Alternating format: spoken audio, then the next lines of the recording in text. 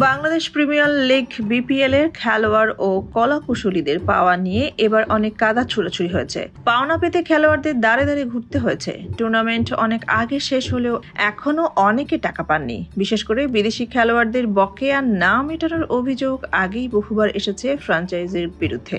টুর্নামেন্টের শেষ দিকে তো পেমেন্ট না পেয়ে দুর্বার রাজশাহীর বিদেশি খেলোয়াড়রা চলে গিয়েছিলেন। এবার বিপিএল এর পারিশ্রমিক ইস্যুতে বোমা ফাটিয়েছেন পাকিস্তানের সাবেক অধিনায়ক শহীদ আফ্রিদি।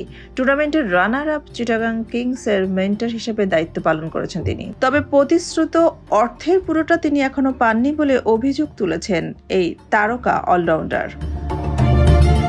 এ বিষয়ে ফ্র্যাঞ্চাইজির কাছ থেকে যথাযথ সাড়া না পেয়ে বিসিবির দ্বারস্থ হয়েছেন এই কিংবদন্তি খেলোয়াড়। বিসিবি সভাপতি ফারুক আহমেদকে ইমেইল করে সহায়তা চেয়েছেন তিনি। সিদ্ধান্ত নিয়েছেন টাকা না পেলে বাংলাদেশ সরকারের প্রধান উপদেষ্টা ডক্টর মোহাম্মদ ইউনূসের দ্বারস্থ হবেন তিনি।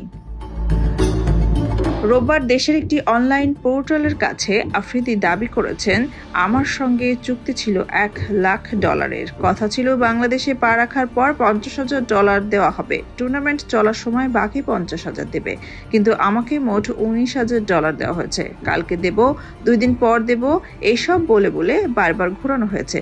চুক্তি অনুযায়ী সব দায়িত্ব আমি পালন করেছি, টাকা দেওয়া হয়নি। পাওনার বিষয়ে চিটাগাং কিংসের মালিক সামির কাদের চৌধুরীর আচরণে হতবাক হয়েছেন জানিয়ে শহীদ আফ্রিদি বলেন, বাংলাদেশ ও বিপিএল এর ভাবমূর্তির কথা ভেবে এতদিন বিষয়টি প্রকাশ করিনি। টুর্নামেন্টের মাঝপথে আমি একটা কাজে দেশে ফিরে আসি। সামিরের সঙ্গে কথা ছিল 19 জানুয়ারি ফিরে যাব বাংলাদেশে, কিন্তু বারবার যোগাযোগ করার পরও তারা আর টিকিট পাঠায়নি। এখন তো সামিরের সঙ্গে যোগাযোগের অনেক চেষ্টা করেও কোনো সাড়া পাচ্ছি না। বিষয়টি নিয়ে থামতে চান না জানিয়ে পাকিস্তান দলের সাবেক অধিনায়ক আফ্রিদি আরও বলেন, 2-3 দিন আগে এটা আমি বিসিবি সভাপতি ফারুক আহমেদকে লিখিত জানিয়েছি। প্রয়োজন হলে আমাদের প্রধানমন্ত্রী আর বাংলাদেশের প্রধান উপদেষ্টাকেও লিখব। সোনিয়া খান, খবর সংযোগ।